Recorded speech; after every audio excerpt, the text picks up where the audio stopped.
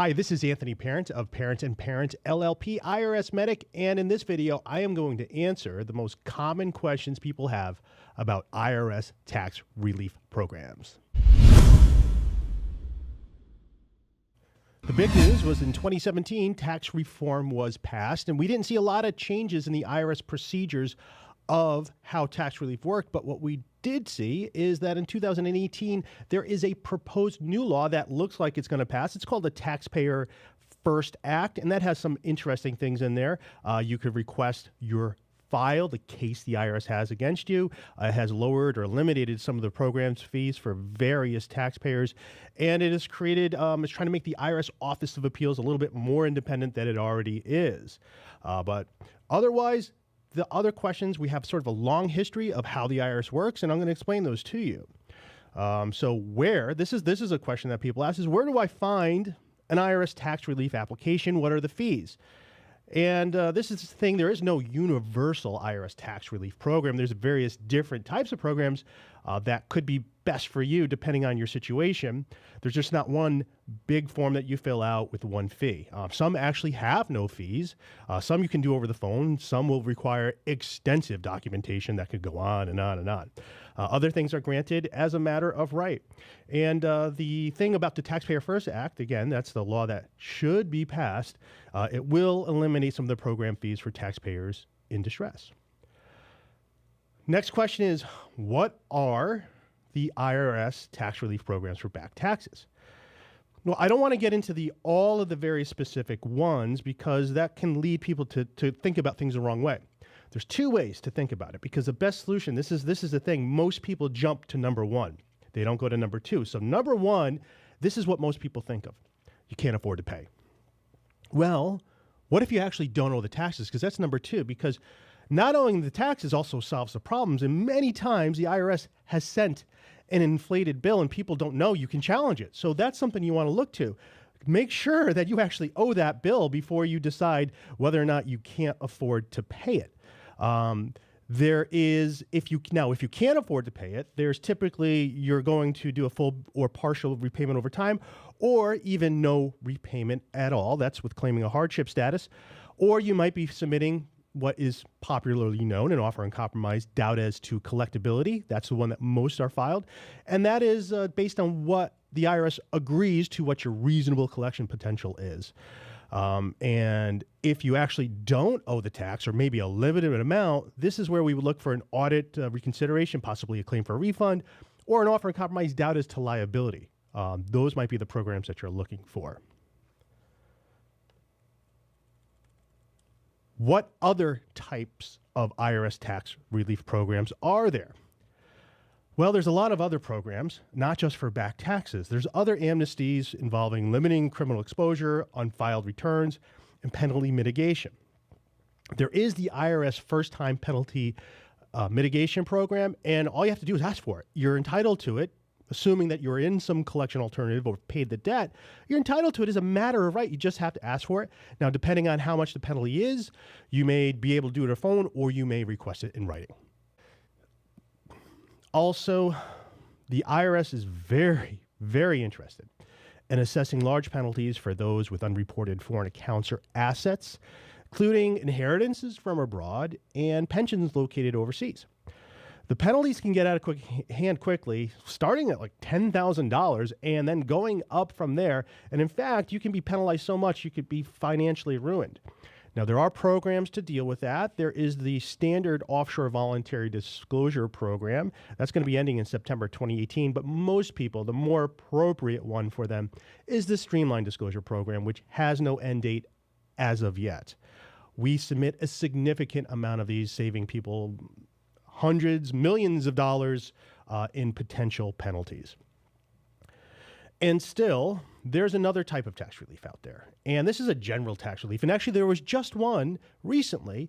And this was an amnesty the IRS granted to everybody who couldn't pay their taxes on the tax due date of April 17th of 2018 because their system was down. So they granted everyone an automatic one-day extension.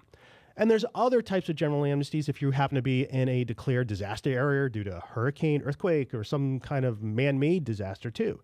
These amnesties will push back the due dates to everyone in the affected area to eliminate potential interest, yet these will not negate the requirement to pay the underlying taxes. If, however, your ability to pay was greatly reduced by natural disaster situations, or even say something like a terrorist attack, this fact should be properly incorporated into a claim that you can't afford to pay the tax and bill. For instance, if your business is wiped out in a hurricane and the insurance isn't going to cover it enough, and you have a tax bill, well, there's probably use that to show your limited ability to pay. This next question surprises me. Well, it would have surprised me when I started this, but now I've been doing this for so many years, it no longer does because it's something that's very common to us. So this question is, what about mental illness? Is there any tax relief available for taxpayers with mental illness? Often we get calls, it's the family members or friends of somebody who's mentally ill and has a tax problem as well who calls us. And while there's no specific tax initiative for the mentally ill, properly documenting the illness can be the difference between a disaster and a favorable settlement. The biggest problem in these cases is removing the fear. Cases with mentally ill clients are difficult and require extra patience, but they are incredibly rewarding when we are able to at least remove one of our clients' problems. Is tax relief a scam? Well, by now you probably understand it's not. But you're probably wondering, what's the deal with all these commercials that you're seeing? There are a lot of tax relief companies out there who advertise heavily on TV, radio, and the internet all over the place. Many of them are actually not legitimate. They're kind of scammy. They will make claim that they're the top-rated tax relief companies or the best tax attorneys with tax relief. Many of these people making these claims actually aren't lawyers. They're claiming to be, which is fine. A non-lawyer can help you with a tax issue. But I just think lying is a little, shady. Yet these companies are never quite called out on it because they close their doors when the complaints get unmanageable. They'll reopen under a new name. They'll pay for fraudulent positive reviews and suppress negative reviews. The IRS does not regulate these companies to any meaningful degree. The Federal Trade Commission tends to be more aggressive, but there's only so much they can do. The best advice is to exercise due diligence on who you hire, and if anyone, to help you get this problem behind you. Again, because your problem might be simple enough, and I have a lot of great content on this channel that might help you resolve this problem by yourself. The good news, too, is there's a significant amount of very good tax relief specialists out there. I've met so many of them from around the country. A lot of them are my friends. Not everybody's an attorney because you don't need to be. Some are enrolled agents, and that's someone who's passed, I think, a pretty difficult test administered by the IRS. Some are CPAs, and CPAs are fantastic. Sometimes you really need to get that accounting work done properly. We have CPAs who work for us. Some are actual tax relief attorneys. At my firm, we are tax attorneys and we have CPAs and enrolled agents. We just think the team sort of helps match up the best skill set for what the client needs. Also, we are a tax attorney firm, so we're sort of best suited for where there is a fear of criminal exposure. The stakes are quite high. The businesses are involved. The issues are incredibly complicated, especially, again, where foreign assets or income is included, because that is really a third rail. There's so much danger there. Or it's just a case where the client prefers to have the protection of the attorney-client privilege. The next question is IRS tax relief available for tax liens? A federal notice of tax lien notifies anyone and everyone that you owe money to the IRS. This is public record, and once you have one, your mailbox is going to be flooded with junk mail, and then even you might get phone calls if they can track your number. They're getting better and better. They have been able to track phone numbers. They'll even call your business. Sometimes it kind of poses the IRS to get you to answer the phone, and there'll be a sales pitch that's pretty obnoxious, and I've heard some of them, and I mean more than obnoxious, completely fraudulent. So it's a really bad thing. And now, unfortunately, the IRS is very aggressive on filing tax liens, not as aggressive as they used to be, but there's no inquiry when they file a federal tax liens if you have anything to attach the lien to. You could be completely in debt or have no assets. But the IRS will say this, like, well, it attaches to your future income. It's like, okay, guys, but making a future income's a little bit hard with this federal tax lien because you kind of ruined my ability to borrow money to invest in a project or to get much of anything done. If you get a car loan, you're going to be paying the highest interest rate, assuming you can get one at all. So you might be stuck with some clunker that requires expensive repairs. It's really something that I suggested to Congress, the Taxpayer First Act, to say, hey, let's have that inquiry. Before you file a notice of federal tax lien, take a look to see if there's actually something that the lien can attach to, because I think we're making a nation of, it knocks about 100 points off your credit score when you get a federal tax lien, and you're probably suffering a little bit already.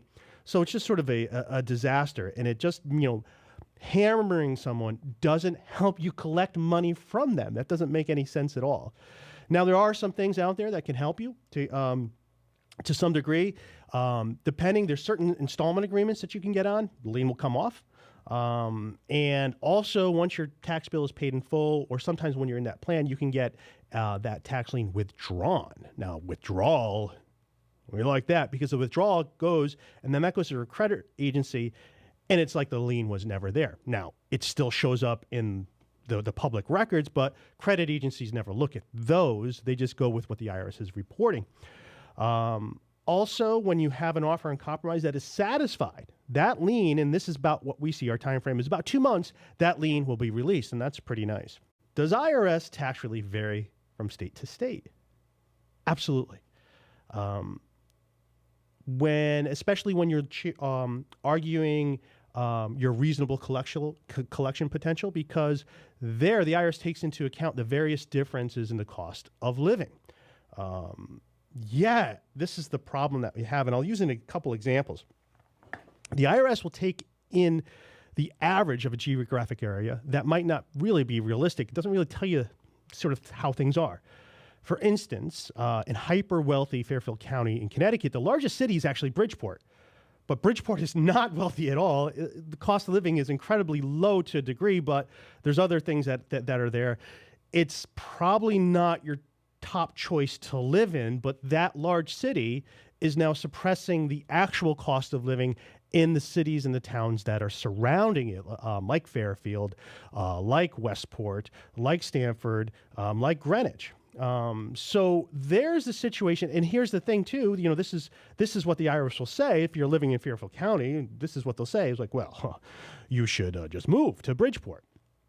Well, that's not really a great solution to a lot of people, because Bridgeport's just not your business. If depending on what your job is, and if you're living in a town, say like Greenwich, that's the wrong image for you to live in Bridgeport, and you're not in the right in the right area.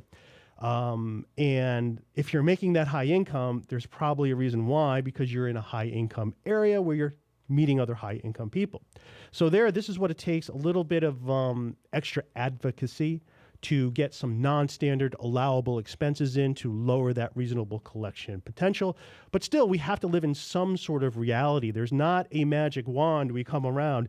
There's not any check you could write to any attorney to say, hey, make this go away.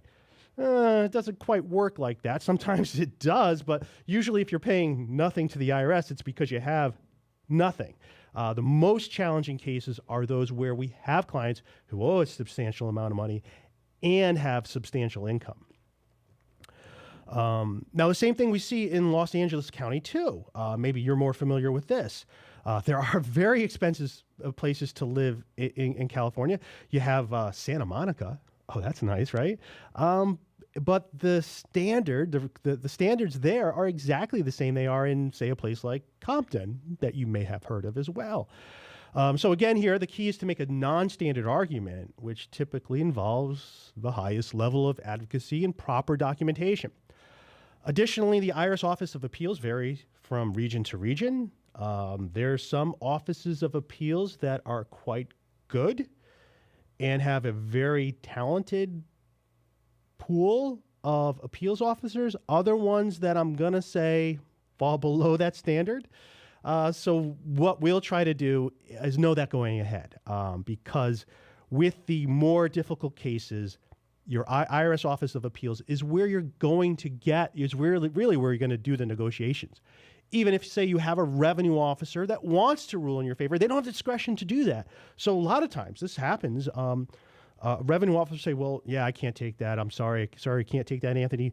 I wish you luck in appeals. They actually don't care. They just can't decide in your favor because they're not given that authority. So the Office of Appeals is critical. We deal with clients from all over the country and actually around the world for that matter.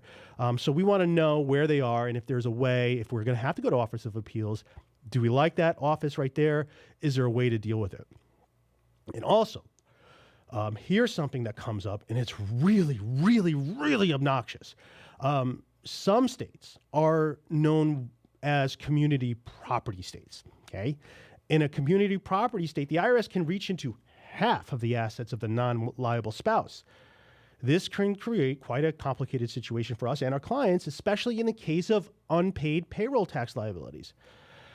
It is really, really bad, and there's no way to kind of undo it. This is really sort of what drives me nuts.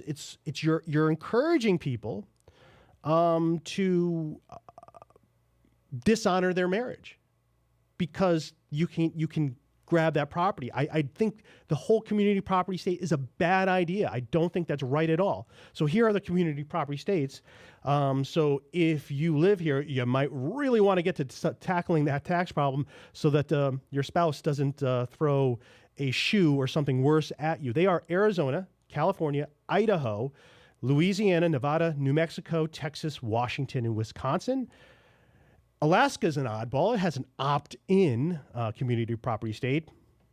I'm going to suggest against doing that. By the way, do you have any more questions? Because if you do, put them in the comments below because I'll do another video. Ask all the questions you have about IRS, how IRS tax relief actually works, about offers and compromise, about liens, anything that you have. I'd love to see what people, I get this information from the questions people ask me, so I'm able to help you. So let me help others by putting your comments below. This is Anthony Parent of Parent & Parent LLP. IRS Medic, please subscribe because we do have that Taxpayer First Act. It's coming out, I'm pretty sure. And there'll be a lot of changes coming. Again, thanks for watching.